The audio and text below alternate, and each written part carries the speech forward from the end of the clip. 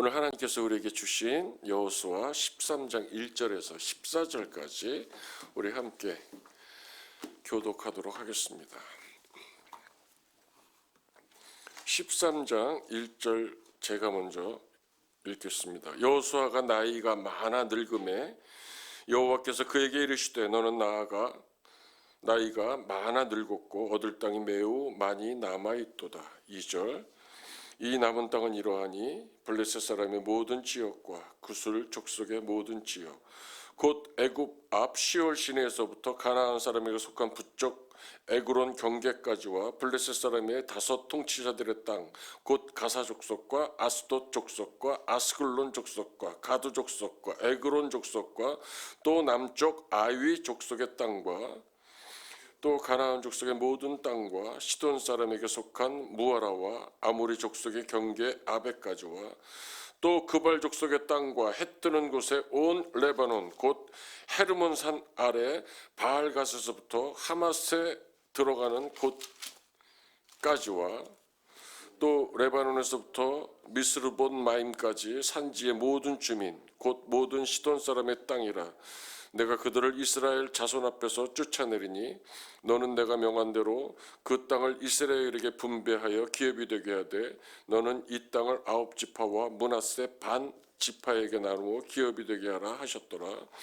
므낫세 반 지파와 함께 르우벤 족속과 갓 족속은 요단 저편 동쪽에서 그들의 기업을 모세에게 받았는데 여호와의 종 모세가 그들에게 준 것은 이러하니 곧 아루논 골짜기 가에 있는 아로엘에서부터 골짜기 가운데에 있는 성읍과 디본까지 이르는 메드바 온 평지와 헤스본에서 다스리던 아모리 족속의 왕 시온의 모든 성읍 곧 암몬 자손의 경계까지와 길로앗과 및 구슬 족속과 마이가 족속의 지역과 온 헤르몬 산과 살르가까지 온 바산 곧 르바의 남은 족속으로서 아스다롯과 에드레이에서 다스리던 바산왕 옥의 온 나라라.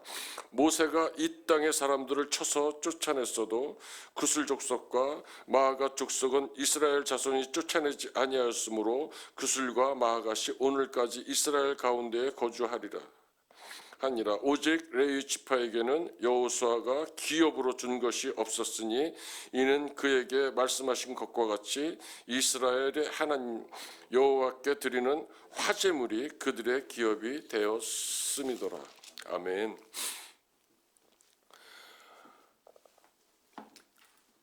일찍이 가데스 바네아의 거역 사건으로 그 시내 광야에서 계수된 이스라엘 사람들 중에서 여호수아와 갈렙을 제외하고 살아남은 사람은 아무도 없었습니다. 당시 갈렙의 나이가 85세 정도 되었기 때문에 여호수아는 임종이 그리 멀지 않은 아주 연로한 상태. 23장 1절이나 창세기 24장 1절에 보면 거의 100세 정도 되었을 것이라고 생각합니다.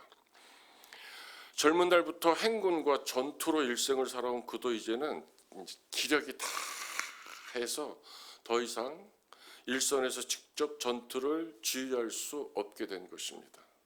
이제는 전쟁뿐이 아니라 정착까지도 병행해야 하는데 하나님이 왜 그러면 다 내쫓지 않았을까? 한 번에 다 내쫓고 편안하게 그 땅에서 살게 하면 좋았을 텐데.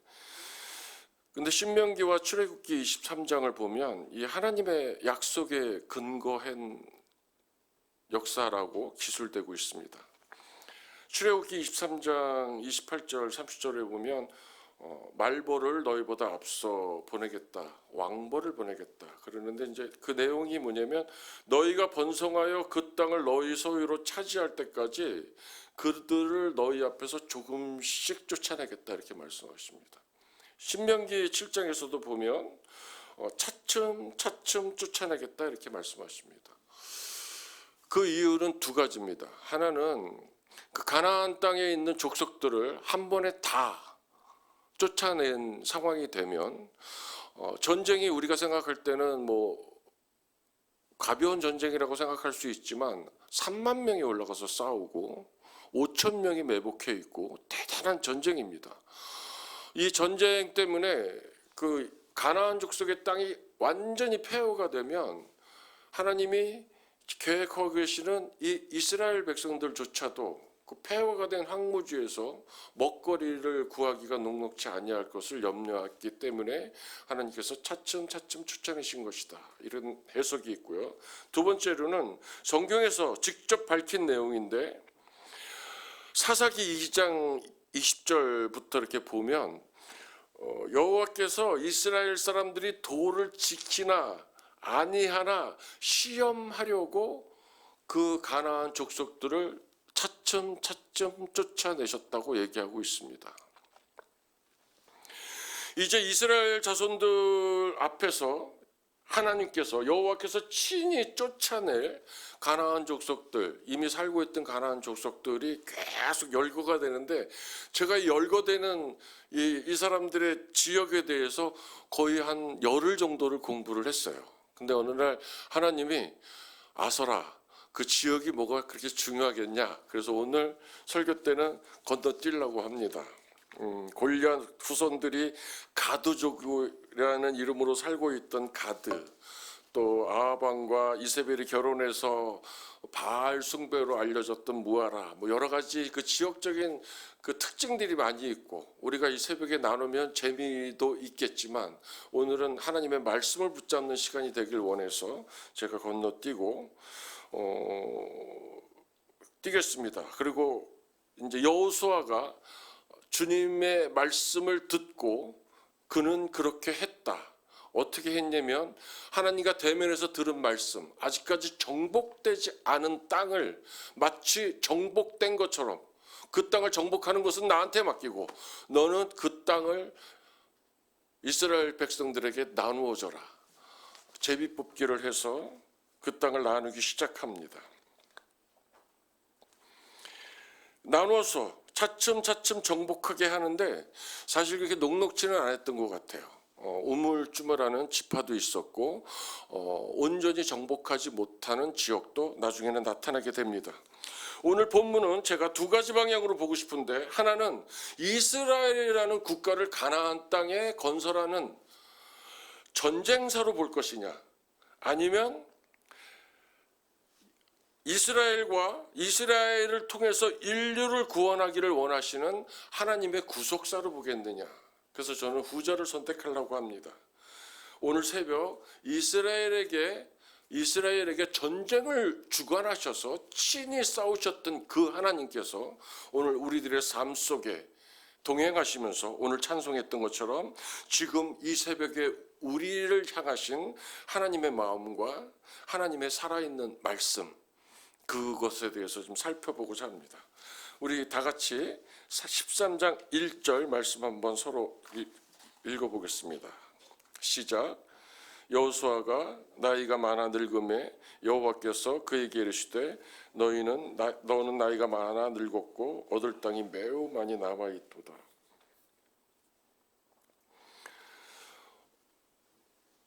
요즘 제가 교회 사역을 분주히 하고 있는데 두 가지입니다. 하나님을 향한 애틋한 제 믿음 때문이기도 하고, 두 번째로는 교회 일이 많이 어렵습니다. 그래서 제가 많이 배워가야 되는 상황이라서 우리 담임 목사님이 많이 배려해 주시는데 그래서 열심히 이제 교회에서 사역을 해나갑니다. 제가 올해 65세입니다. 60년생이니까 65세에 이런 열정을 가질 수 있도록 허락하신 하나님께 정말 매일매일 감사를 드리고 있습니다. 거의 100세, 임종이 가까워졌다, 나이가 많아 늙었다, 이 얘기는 죽을 때가 다가왔다 이런 얘기인데, 쉽게 얘기하면 100세가 가까운 여호수아가 여전히 하나님과 대면하고 있습니다. 우리의 인생도 우리가 나이가 많아질수록, 신앙의 연륜이 길어질수록 더욱더 하나님과 대면하기를 원하고, 기도하는 자리, 예배하는 자리, 찬송하는 자리, 말씀을 붙드는 자리에서 우리의 인생이 진행이 된다면 여호수아처럼 얼마나 복을 많이 누리는 인생일까, 이런 생각을 합니다. 하나님은 말씀하시고 여호수아는 듣고 있습니다. 첫 번째로 오늘 살펴보고 싶은 내용은 하나님께서 일평생 자기에게 순종하며 살아온 여호수아에게 여전히 말씀을 주고 계시고 약속을 하고 계십니다.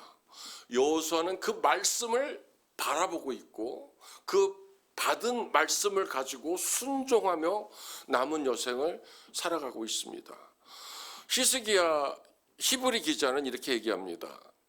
12장 2절에 보면 바라본다. 하나님만을 바라보고 있다. 아프라오 오직 예수님만을 바라보고 있다고 얘기합니다. 그러면서 히브리서를 읽는 많은 독자들에게 얘기합니다. 너희들도 예수만 바라보는 인생을 살아가라 이렇게 얘기합니다. 1절에서 6절을 보면 아직 점령하지 못한 땅이 어디인지 자세히 알려주고 있습니다. 또 하나님께서 친히 그들을 쫓아내신다고 약속하고 계십니다. 그러면서 내가 쫓아낼 테니까 그 땅을 분배해서 기업으로 이스라엘 백성들에게 나눠줘라 이렇게 얘기합니다. 이제 여호수아가 죽더라도 이스라엘 백성들은 하나님이 약속하고 하나님이 이루실 그 모든 일들을 경험하면서 가나안 땅을 정복하고 그 땅의 주인이 되어서 하나님의 복을 누리게 될 것입니다. 지도자의 부재 속에서, 때로는 두려움 속에서, 때로는 망설임 속에서, 때로는 주저함 속에서도 온 땅의 주, 3장 11절 말씀입니다. 온 땅의 주가 되신 하나님 앞에 이스라엘은 계속 정착하고 정복해 나갈 것입니다. 이스라엘처럼 오늘 이 새벽에도 하나님 앞에 무릎 꿇은, 여러 가지 이유로 무릎 꿇은 우리 포도나무교회 성도가 계십니까? 오늘 예배하는 우리 사랑하는 성도님들, 아니면 온라인으로 예배하고 계시는 우리 성도님들 계십니까? 오늘 이 여호수아가 하나님과 대면해서 약속의 말씀을 받고 그 받은 말씀을 붙들고 순종하며 나가는 것처럼 오늘도 이 말씀을 통해서 말씀을 주시고 그 말씀을 이루시는 신실하신 하나님을 붙들고 일어서시기를 주의 이름으로 축복합니다. 하나님께서 말씀하십니다. 내가 이스라엘 자손 앞에서 모두 쫓아낼 터이니 너는 오직 내가 너에게 지시한 대로 그 땅을 이스라엘 자손에게 유산으로 주어라. 오늘 하나님의 말씀을 붙들고 그 붙든 말씀을 누리시는, 기업으로 받아 누리시는 하루가 되기를 원합니다. 두 번째로는 모세를 소환하시면서 8절에 보면 하나님은 하나님이 일하셨던 지난날의 역사를 뒤돌아보게 하십니다. 너는 기억하라. 내가 애굽 땅에서 종이 되었더니 내 하나님 여호와가 강한 손과 편팔로 거기서 너를 인도하여 내었나니. 신명기 5장 15절 말씀입니다. 고통스러운 종살이, 자유가 없던 삶, 노동만이 있던 나날들, 먹고 살기조차 어려웠던 그 이집트의 노예로 살던 그들을 하나님께서 구해 주신 것입니다. 은혜고 사랑입니다. 그것을 기억하라는 것입니다. 성경에는 하나님께서 우리를 돕는다는 얘기가 굉장히 많이 나오는데, 하나는 보에도스, 보에데오스, 보에는 외치다고, 데오스는 달려오다가 그 언어가 합쳐진 건데, 우리가 주야 도와주세요 그리고 외치면 하나님이 이렇게 마치 아버지처럼 부모처럼 이렇게 준비하고 있다가 돛소리만 나도 달려오신다는 얘기입니다. 뛰어오신다는 얘기예요. 다니엘이 그 기도하기를, 저녁 기도하기를 시작하였을 때 천사가 응답의 기도 대접을 들고 다니엘을 향해서 달려왔다고 성경은 써져 있습니다. 그것이 돕는 하나님을 표현한 보에도스라는 말이고요. 또 하나의 돕는다는 에제르라는 말이 있는데, 그 에제르는 우리가 생각하는 것보다 훨씬 큰 도움이라는 얘기입니다. 온 천하의 주 되시는 분이, 천지를 창조하시는 분이 우리 인생을 돕는다는 얘기입니다. 그것을 기억하라는 얘기입니다. 애굽 노예 출신, 광야에서 방황한 40년의 이력서, 전쟁이 뭔지도 모르고 싸움조차 제대로 한 적도 없고 전부 하나님이 대신 싸워주신 민족이 바로 이스라엘 그들이었습니다. 더군다나 오늘 내용에 잠깐 비치지만 바산왕 옥과 아모리 왕 시온은 싸움에 아주 능한 사람들이었고 광활한 요단강 동편의 광활한 지역을 통치하던 그 땅의 거주민들이었습니다. 다 우리가 죽을 거야, 이렇게 이스라엘 백성들은 생각했습니다. 그때 하나님이 말씀하십니다. 민수기 21장 34절 말씀입니다. 그때 주님께서 모세에게 말씀하셨다. 그를 두려워하지 말아라. 내가 그와 그의 온 군대와 그의 땅을 너의 손에 넘겼으니 전에 헤스본에 사는 아모리 왕 시온을 무찌른 것처럼 그를 무찔러라. 이것이 이 땅을 사는 우리에게 말씀하시는 살아계신 하나님의 말씀입니다. 우리의 적이 아무리 강할지라도 우리가 하나님만 신뢰하고 그 말씀을 기억하고 붙드신다면 오늘 우리 앞에 처해져 있는 모든 상황을 살아계신 하나님이 대신 싸워 주실 것입니다. 제가 지난주에 시를 좀 봤는데요. 용서라는 시를 쓴 박순영 시인이 이렇게 쓴 시를 봤습니다. 하나님은 저와 여러분이 죄인 되었을 때 사람의 아들로 오셔서 주고 주시더니 자기 목숨까지 내어주셨습니다. 우리 포도나무 성가대 어제 말고 지난주에 찬양이 그분이라는 신상우라는 작곡가, 지금 57세 나이로 하나님의 부르심을 받은 몇 년 전에 그 신상우 작곡가가 쓴 곡이었는데요. 그분 장례식 때는 우리나라에서 전 세계에서 음악하는 사람들이 3,000명 정도가 왔는데 전문 예술인들이 이렇게 많이 모인 장례식은 없었다고 합니다. 신상우 곡을 한 번이라도 연주해 본 사람들은 아마 거기 그 장례식장에 가기를 원했던 것 같아요.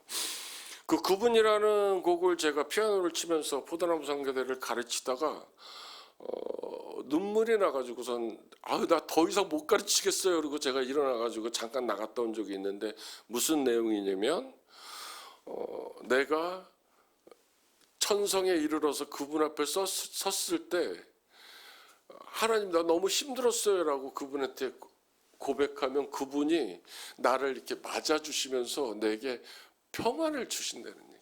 언젠가 우리 담임 목사님도 말씀하셨어요. 그분이 일어나서 우리를 맞이해 주신다고. 오늘 하나님이 우리에게 말씀하십니다. 주고 주시더니 자기 목숨까지 내어주신 그분이 우리에게 말씀하십니다. 너는 나를 기억해. 내가 너를 대신해서 싸워줄 거야. 마지막으로 세 번째, 오늘 우리가 보고 싶은 내용은 오늘 우리가 찬송한 것처럼 나의 영원하신 기업 생명보다 귀하다. 나의 갈 길 다가도록 나와 동행하소서. 이 내용입니다. 14절에 보면 마지막으로 레이지파에게 하나님께서 자신을 기업으로 주고 계십니다. 우리가 이 땅을 살면서 우리가 살고 있는 땅은 비옥하기도 하고 황무지일 수도 있습니다. 우리의 삶은 평온할 수도 있고 고난의 연속일 수도 있습니다. 그러나 분명한 것은 하나님과의 동행하는 삶은 천국에 이르도록 하나님께서 정해주신 인생의 여정이라는 것입니다. 모세를 보면 어떠한 이유였든 간에 부모에게서 벌어져서 타국의 백성이 됐고 끝내는 살인자가 되어서 광야로 도망을 갔고 거기서 장인 이드로의 사위가 돼서 우여곡절 끝에 40년 동안 먼지가 날리고 짐승 외에는 아무도 없는, 지금도 그 광야에는 지나가는 사람들이 많지 않다고 합니다. 그런 지역에서 40년의 세월을 살아가던 모세입니다. 아론은 더합니다. 아론은 성경에서 나중에 모세의 대변인으로 하나님이 등장시키지만 그저 노예였을 뿐입니다. 그 수백만 명의 이스라엘 백성들은 늘 원망하고 불평했다고 성경이 얘기하고 있습니다. 또 있습니다. 하나님의 말씀을 받고도 도망치던 요나도 있습니다. 하나님이 사용한 기드온은 대낮에 나가서 이렇게 무슨 짓을 하는 게 아니라 어스름하게 해가 지니까 그 저녁 무렵에 나가서 밀을 까불렀다고 성경이 얘기하고 있습니다. 소심했다고 얘기합니다. 그러면서도 하나님이 너를 사용하겠다고 하면서도 이런 증거 저런 증거 말씀하실 때 하나님 손뭉치만 적셔주세요. 하나님 손뭉치는 놔두고 땅을 적셔주세요. 이런 하나님 앞에서 이런 일들을 벌입니다. 예수님께서 나타나셔서 이렇게 얘기합니다. 누굽니까? 이렇게 얘기하니까 나는 내가 박해하는 예수야. 사울 앞에서는 예수님이 이렇게 단도직입적으로 자신을 드러냅니다. 수없이 도망치고 숨고 울고 아프다고 부르짖고 머리를 숙이고 도망 나와서 하나님 내 머리를 드시는 분은 하나님이여 라고 울부짖던, 그러면서도 여인을 탐하던 다윗입니다. 닭이 울 때 비로소 예수님이 하신 말씀이 생각나서 예수를 부인하고 나서 문 밖으로 나와서 하염없이 울고 또 울었다고 베드로를 성경은 고발하고 있습니다. 이 부족한 인생들이 이스라엘 민족처럼 당신을 기업으로 주시는 하나님을 만났을 때, 하나님의 손에 붙잡혔을 때, 그때 주님께서 그 붙잡힌 사람들에게 이렇게 말합니다. 오늘 우리에게 주시는 말씀입니다. 내가 나를 부르면 내가 너에게 응답하겠고 내가 모르는 크고 놀라운 비밀을 너에게 알려주겠다.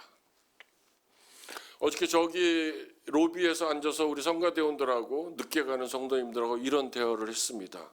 요새 성경들 읽으시나요? 앉아있는 모든 분들이 성경을 벌써 읽기 시작했다고 합니다. 그러면 제가 요새 통으로 읽는 성경에 대해서 공부하고 있는데 그 자료 좀 드릴 테니까 우리 한번 같이 읽어봐요. 이렇게 얘기했습니다. 그 성경을 읽으면서 이렇게 기도하라고 제가 얘기합니다. 지혜의 영을 달라고 기도해 보세요. 저도 성경을 보면서 이해가 되지 않고 깨달아지는 부분이 많이 있었을 때 늘 하나님께 그렇게 기도했더니 하나님이 지혜를 주셔서 깨닫는 은혜를 허락하시더라고요. 그래서 여러분들도 성경을 읽을 때 하나님 지혜를 주세요. 내가 오늘 읽는 이 성경을 통해서 하나님의 말씀을 깨닫게 하시고 하나님의 음성을 듣게 하시고 그것을 붙잡을 수 있도록 지혜와 믿음을 허락해 주세요.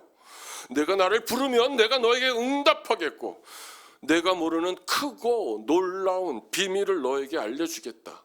스바냐에서는 하나님이 이렇게 얘기하십니다. 기이하냐? 나는 기이하지 않다. 너희 인생 속에서 행하는 나의 기적들로 인해서 너희가 나를 기이한 하나님이라고 나에게 나를 표현하겠지만 아니다. 나는 그것이 나에게는 기이한 일이 아니라 능히 할 수 있는 일이다. 크고 비밀한 일들을 누리시는 그런 믿음의 여정이 되길 바랍니다. 오늘 마지막 제가 마태복음 6장 30절에서 33절 말씀으로 오늘 설교를 마치고 싶은데요. 메시지 성경 번역본으로 제가 여러분들한테 마지막 절만 읽어보겠습니다. 너희는 하나님이 실체가 되시고 하나님이 주도하시고 하나님이 공급하시는 삶에 흠뻑 젖어 살아라. 뭔가 놓칠까 봐 걱정하지 마라. 너희 매일의 삶에 필요한 모든 것은 모두 채워주실 것이다. 하나님께서 바로 지금 하고 계신 일에 온전히 집중하여라. 내일 있을지 없을지도 모르는 일로 동요하지 마라. 어떤 어려운 일이 닥쳐도 막상 그때가 되면 하나님께서 감당한 힘을 주실 것이다. 아멘. 오늘 우리가 살펴본 말씀처럼 하나님과 대면하는 인생, 우리 삶을 이끄시고 도움이 되시는 그분을 기억하는 인생, 그리고 영원한 기업이 되시는 그분과 동행하는 인생들이 되시기를 주의 이름으로 축복합니다. 우리 13장 1절 말씀 붙들고 하나님께 기도하겠습니다. 나이가 들도록 하나님과 대면했던 여호수아, 우리도 우리가 살아가는 모든 날 동안에 하나님과 대면해서 하나님의 말씀을 붙드는 인생들이 되게 하시옵소서. 우리 주여 한번 외치고 기도합니다. 주여, 하나님, 살아가는 모든 날 동안에 하나님과 대면하는 인생이 되길 원합니다. 우리에게 행하신 하나님의 신실하심을 기억하며 하나님의 말씀을 붙들고 달려가는 이기는 인생들이 되길 원합니다. 나의 영원하신 기억, 하나님과 동행하는 인생이 되길 원합니다. 하나님의 말씀을 붙들고 하나님께 늘 기도하고 예배하고 찬송하면서 놀라우신 하나님의 역사심을 누리는 인생들이 되길 원합니다. 오늘 이 새벽에 모여있는 주의 백성들이 이 평생 살아가는 동안에 하나님 말씀을 붙들고 하나님과 대면하며 하나님과 동행하는 거룩한 인생들이 될 수 있도록 역사하여 주시옵소서. 오늘도 이 새벽에 여호수아처럼 하나님과 대면하고 하나님의 도움을 구하는 인생들이 되게 하시옵소서. 그래서 오늘 이 새벽에 하나님께 구할 때에 하늘에 하나님의 온 천지의 주 되신 여호와여, 하늘에서 들으시고 응답하여 주시옵소서. 남마카나 카나 시키오마카 남마 시키오마카